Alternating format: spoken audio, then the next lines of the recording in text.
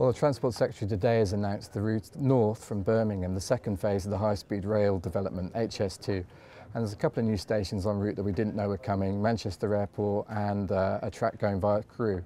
So I think what they're trying to show today is that this is a development that will benefit the whole of the north with quicker journey times to Liverpool and to Scotland.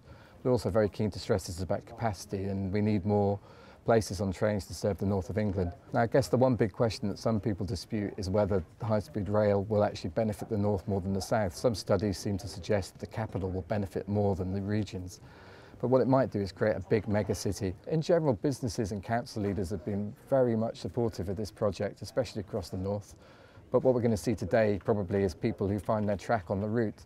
And those maps are being published now online. We're just having a trawl through, and we're seeing lots of places that will suddenly find maybe their village cut in half by a big railway line. And there are places like Alderley Edge in Cheshire that were very worried about this. There's sort of wealthy constituents in the north who could be like the Chilterns in the south, suddenly finding that their houses aren't quite as easy to sell. Residents will have a chance, though, to air their views, to explain why it shouldn't run through the middle of their farm or churchyard. But more or less, this is going to be what happens. It won't happen until 2033. The government has to get it through Parliament. There may be some protests.